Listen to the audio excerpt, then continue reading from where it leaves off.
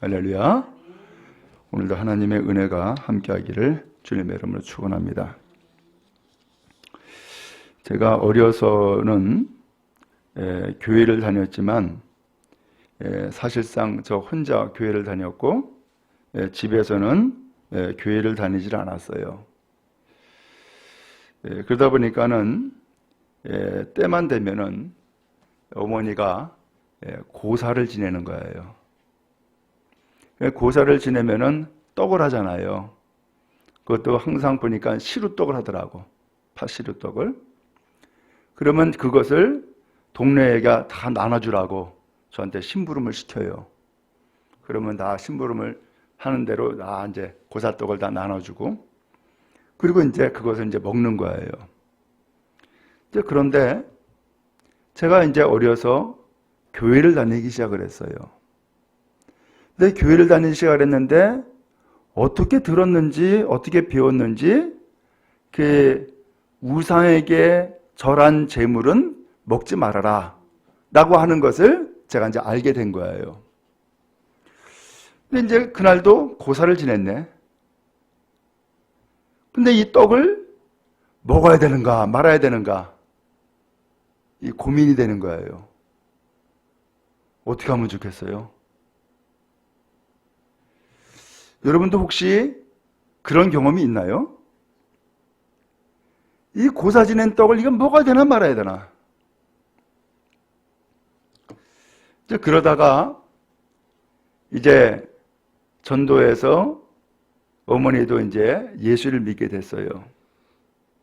그러니까 고사는 더 이상 지내도 않아도 된다라고 하는 것을 이제 알게 되었고, 그리고 하나님 앞에 이제 예비하는 그런 가정이 되게 되었어요. 오늘 이 성경에도 그 내용이 나오는 거예요. 당시 그 제물을 드리는데 우상에게 제물을 바칠 때에 짐승을 바쳤어요. 그리고 또한 이 유대교에서도 하나님 앞에 제사하는데 짐승을 바쳤다고요. 근데 그 우상에게 바친 그 제물이 많아지니까 어떻게 하겠어요? 다 먹을 수는 없고.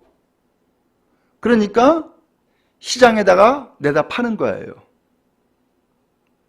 그러면 이제 사람들이 시장에 가가지고서 고기를 사는데 그 고기에는 우상에게 바쳤던 제물이 되는 고기도 있는 거예요.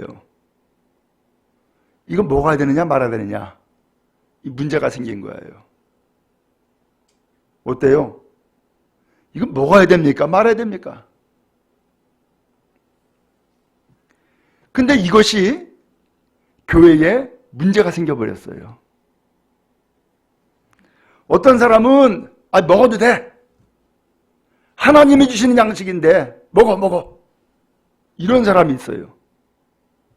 어떤 사람은 아니야 이거는 우상 제물이야. 먹으면 안 돼. 하고서는 안 먹는 사람이 있는 거예요. 뭐가 옳은 거예요? 그런데 이게 여기서 끝난 게 아니에요. 이제는 서로 비방하는 데까지 이르게 된 거예요. 제물의 그 고기를 먹지 않는 사람은 저 사람 저 믿음 있다고 하면서도 저거 우상 제물 먹는 거 봐. 저 믿음 없는 거야. 하고서 비난하는 거예요. 또 그 우상의 제물을 난 먹어도 돼. 하고서 주장하는 사람은 제물을 안 먹는 사람 향하여서 저 믿음도 없는 것. 그러면서 쫀쫀하게 그것도 못 먹어. 그러고서는 또 비방을 하는 거예요. 그러니까 이것이 교회에 문제가 생겨버리고 만 거예요. 이것을 오늘 성경 로마서 15장에서 1절에서 이렇게 말씀하는 거예요. 믿음이 강한 자 우리는 마땅히 믿음이 약한 자의 약점을 담당하고, 믿음이 강한 사람이 있고 믿음이 약한 사람이 있다는 거예요. 이게 무슨 소린가 하면은 믿음이 있는 사람은, 믿음으로 받아들이는 사람은 먹는 사람이에요. 또 이것을 믿음으로 받아들이지 않는 사람은 안 먹는 사람이에요. 이것을 강하다 약하다라는 표현을 한 거예요. 근데 믿음이 강한 사람은 믿음이 약한 사람의 약점을 뭐 하라고요? 담당하라는 거예요. 담당하라는 뜻이 무엇인가 하면 감싸주세요, 보듬어 주세요, 받아들이세요 라고 하는 거예요. 이것은 상호 비방할 일이 아니고 정죄할 일이 아니라는 거예요. 그래서 바울 사도는 이 로마서에서 믿음으로 먹으면 된다 라고 주장을 해요.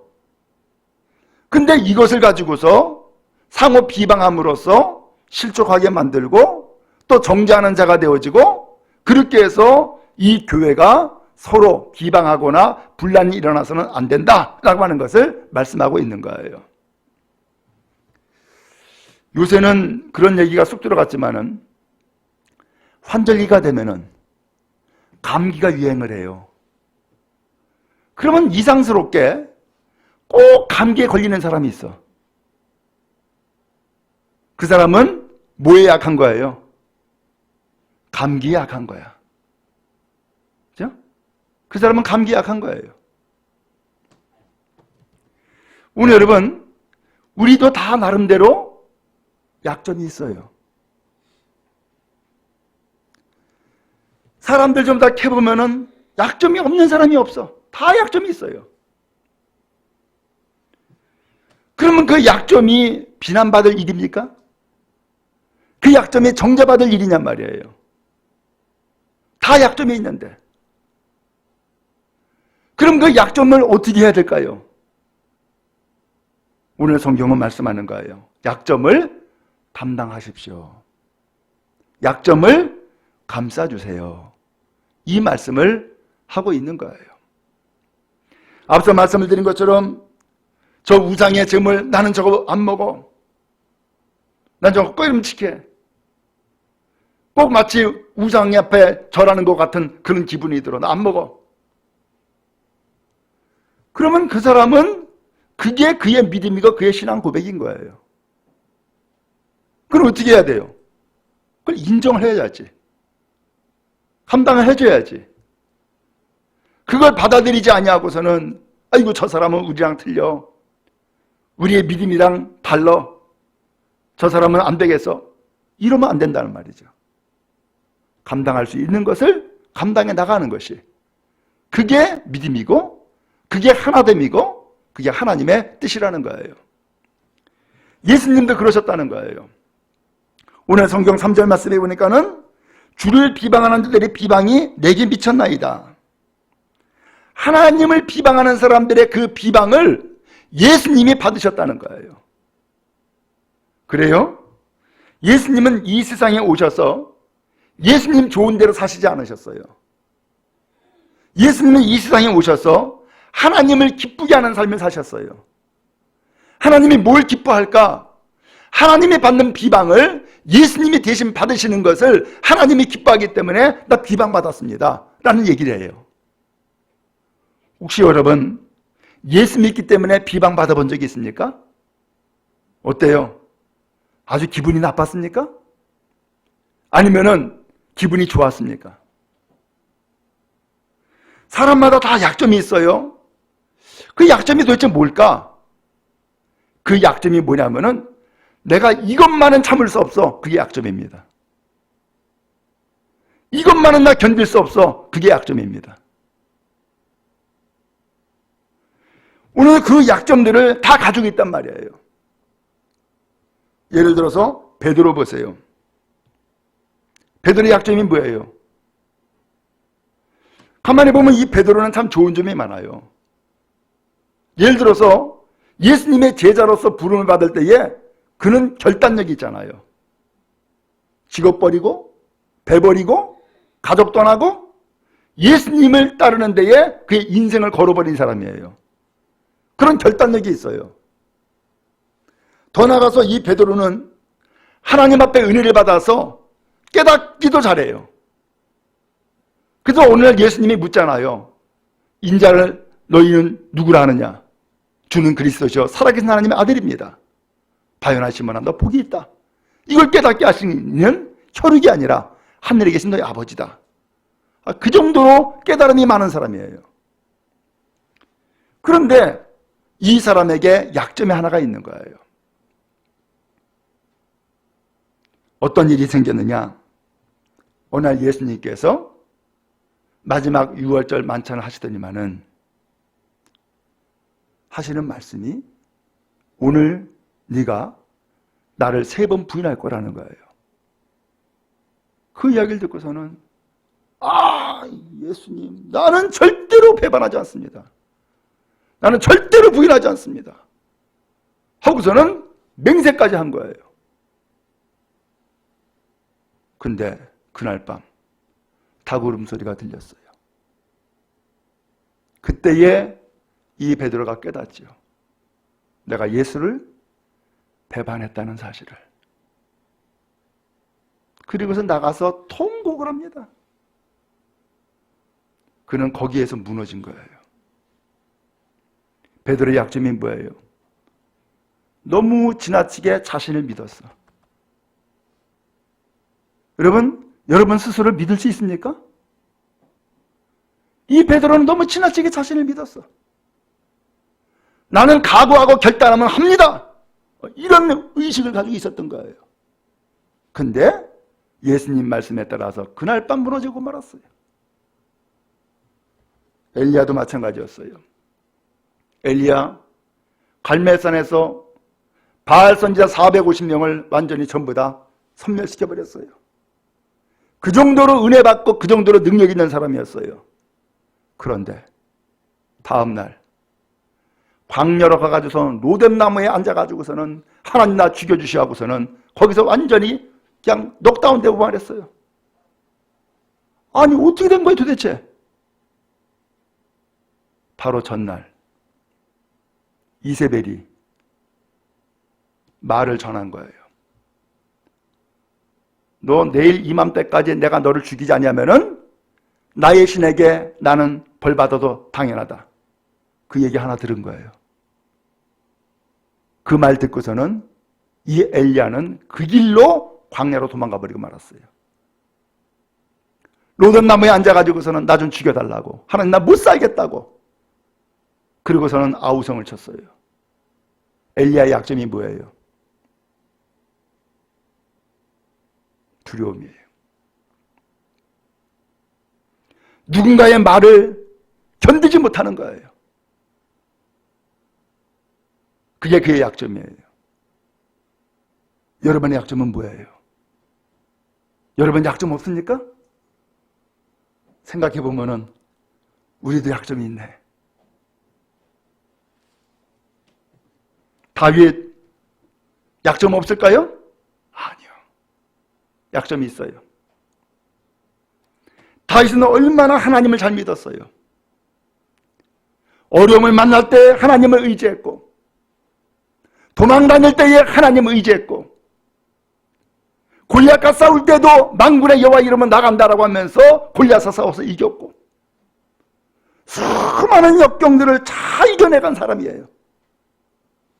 심지어는 이 다윗은 전쟁을 할 때에 한 번도 패배가 없는 사람이었어요. 그런데 그런 다윗이 한 방에 무너지고 말았어요. 뭐예요? 여자에 약하네. 유혹에 약하네. 한 방에 무너졌어요. 여러분 이 세상에서도요 유명인들 정치인들 잘 나갑니다. 근데 어느 날 갑자기 유세에 딱 떴어. 한 방에 날아가 버렸어요. 어떤 사람은 도박에, 어떤 사람은 마약에, 어떤 사람은 말 잘못해가지고 한 방에 날아가 버립니다. 그 약점이에요. 오늘 여러분 우리도 신앙생활 할 때에 그런 약점이 있어요. 나는 도저히 난 이건 못 참겠습니다. 그게 약점이요. 그게 약점이요. 나는 도저히 이것은 난 견디지 못하겠습니다. 그게 약점이에요. 그게. 마귀는 그 약점을 잘합니다. 기가 막히게 합니다. 그래서 그 약점을 건드립니다. 그 약점을 가지고 공략을 합니다. 조심해야 됩니다. 그래서 나의 약점을 감추는 것이 아니라 나의 약점을 드러내야 돼요. 이런 부분에 있어서 내가 약하다고 하는 것을 나도 알아야 되고 남도 알아야 돼요. 그리고선 그 약점이 오히려 나를 돕는 도움이 돼야 된단 말이에요. 근데 많은 사람들이 사실은 이 약점을 감춥니다. 나는 전혀 약점이 없는 사람처럼. 그것은 지혜로운 방법이 아닙니다. 나의 약함을 고백하고 나의 약함 때문에 오히려 더욱 주님을 의지하고 나의 약함 때문에 오히려 더욱 주님을 사랑한다면 그 약점은 강점으로 바뀌는 겁니다. 오늘 여러분에게 이 은혜가 있기를 간절히 바랍니다. 그러므로 성도들 간에도 얼마든지 이 약점이 있고요. 이 약점이 드러나지 않다가 어느 날 혹은 어느 순간에 약점이 드러날 때가 있습니다. 그것 때문에 두려워하지 마세요. 그것 때문에 염려하지 마세요. 그리고 그것 때문에 걸려 넘어지지 마세요. 약점도 아름다워라고 하는 책들이 있더라고요. 약점이 나에게 흠만 되는 게 아닙니다. 오히려 약점 때문에 하나님의 은혜가 되어지고 하나님의 돕는 놀라운 축복을 경험할 수 있단 말이에요. 다윗 얘기를 하면은 다윗 그 여자 때문에 약했잖아요. 나단 선지자의 지적을 받았어요. 다윗의 강점은 무엇인가 하면은 그 약점을 지적받았을 때에 그것을 거절하거나 혹은 그것을 안 받아들이거나 전혀 그런 게 없습니다. 다윗은 그것을 그대로 다 받아들입니다. 그 자리에서 회개합니다. 그 자리에서 통곡하고요. 그 자리에서 기도합니다.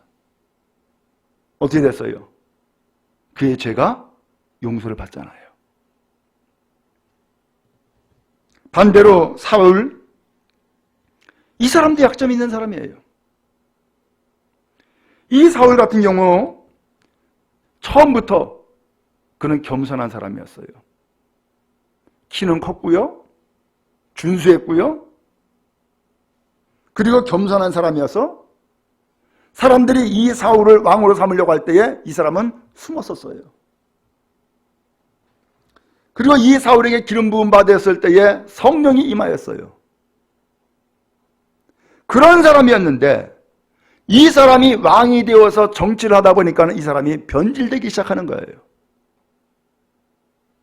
어느 날 아말렉과 전쟁을 하게 됐어요. 하나님이 승리 준다는 거예요. 이제는 승리는 따놓은 단상이야.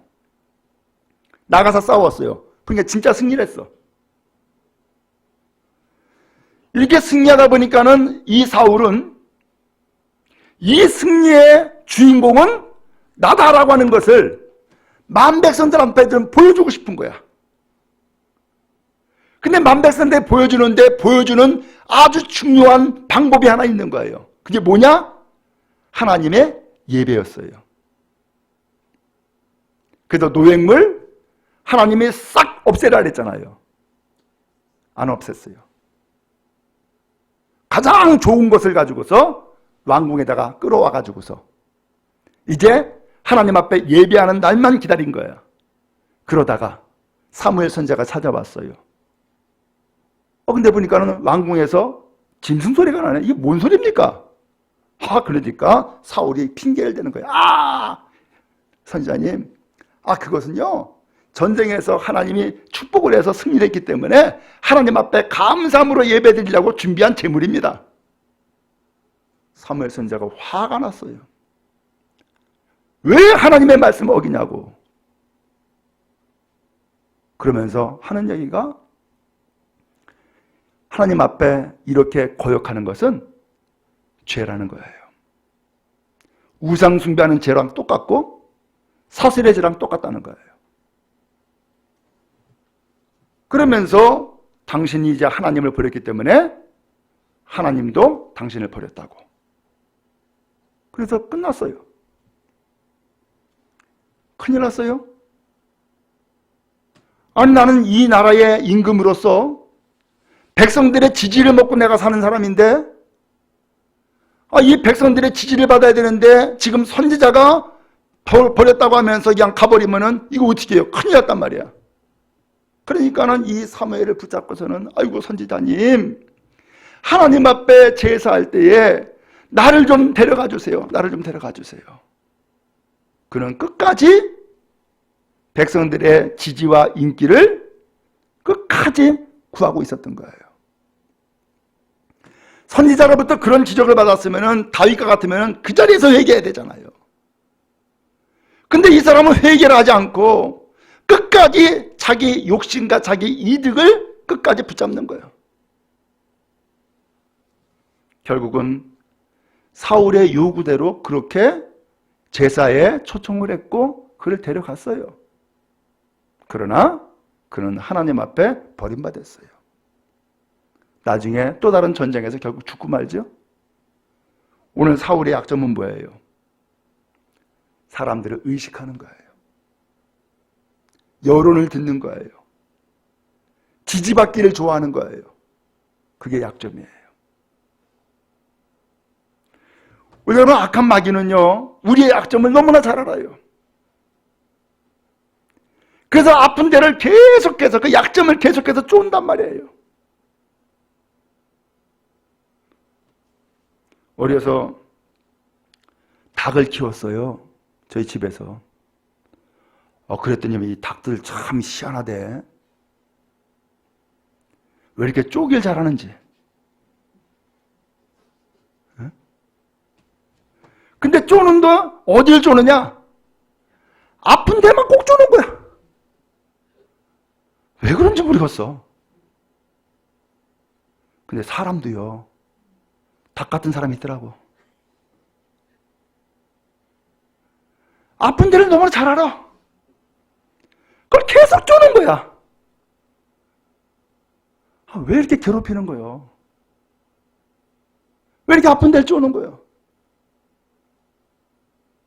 주님은요, 우리의 약함을 아세요.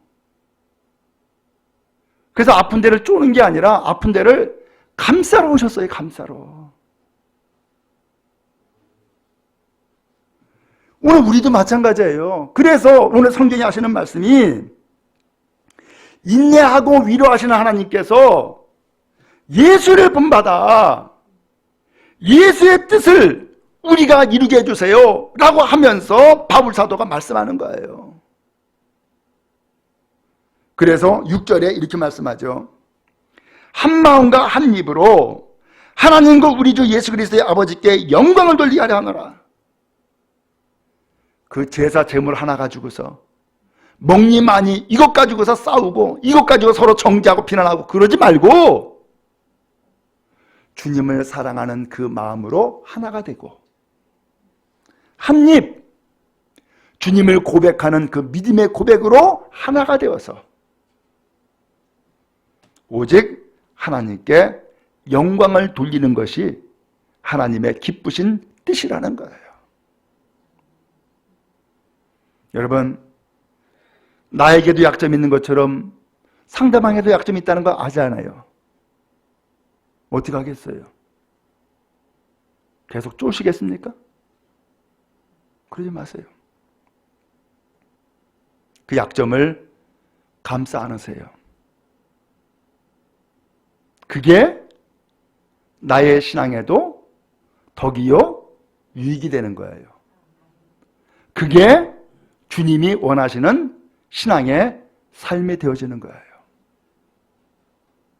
그래서 믿음이 약한 사람이든 믿음이 강한 사람이든 서로 이 약점을 담당함으로써 온 성도들이 하나님을 기쁘시게 하는 것이고 함께 하나님 앞에 영광 돌리는 길이다라고 하는 것을 말씀해 주고 있는 거예요.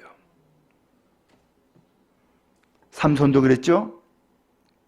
삼손 하나님 앞에 나실인으로 성별된 사람이에요. 그는 힘이 장사였어요. 세상에 그 누구도 감당할 수 있는 사람이 없었어요. 오늘 이 삼손에게 이와 같이 큰 힘을 준 것은 당시 이스라엘 족속에게 원수가 있었어요. 블레셋이라고. 그 블레셋을 물리치고 그 모든 괴롭히는 것들을 다 막으라고 이 삼손을 세운 것이고 삼손에게 힘을 준 거거든요.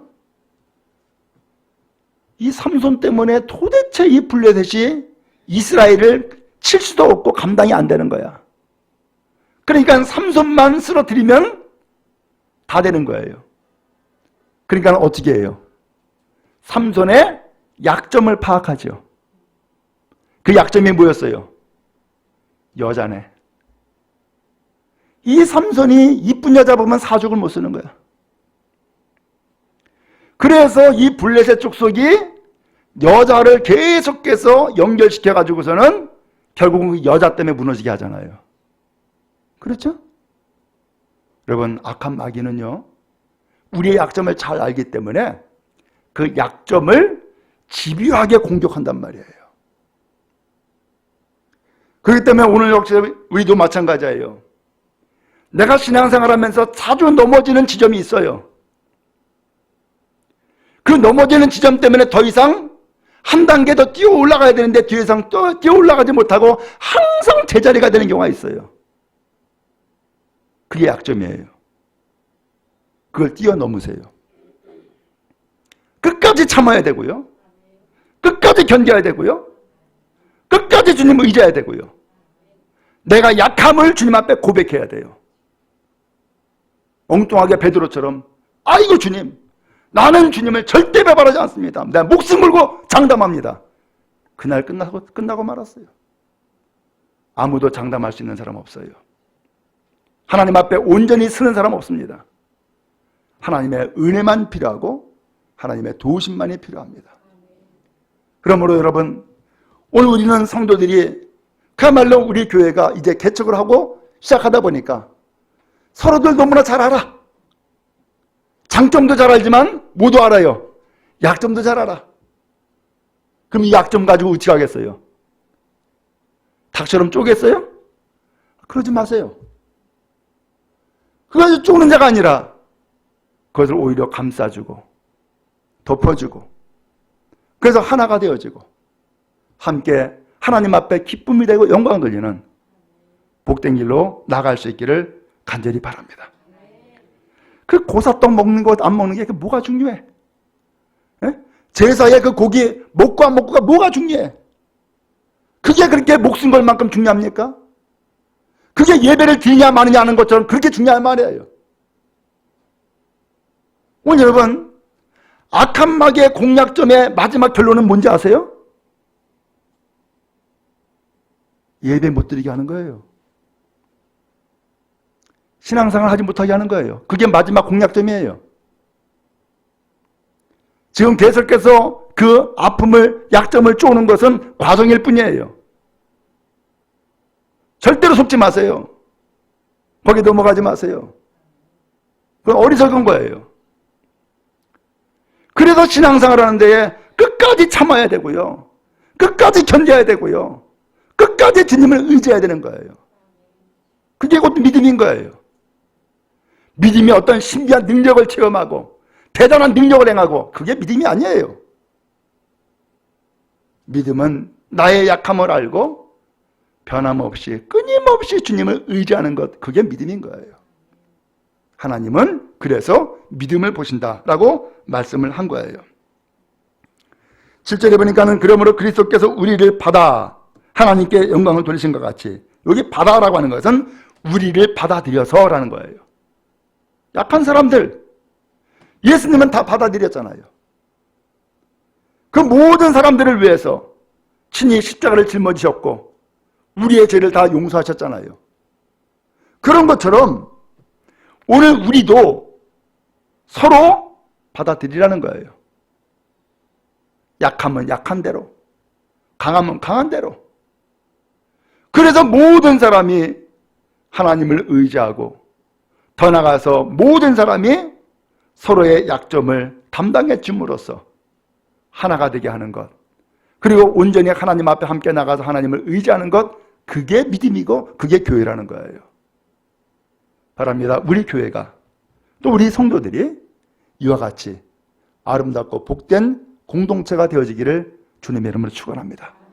그래서 그 성령 꿈의 교회 가면은 위로를 받아. 성령 꿈의 교회 가면은 나를 받아줘, 나를 알아줘, 나를 용납해줘. 성령 꿈에 가면은 위로받고 사랑 얻고 힘을 얻어. 이래야지. 꿈의 교회 가면은 상처받아 안 되잖아요. 바라기는 서로 위로하고 서로 인내하며 위로와 인내의 하나님, 그 하나님 앞에 나아가 하나님의 거룩한 뜻을 이뤄나가는 온 교회, 온 성도 다 되기를 주님의 이름으로 축복합니다.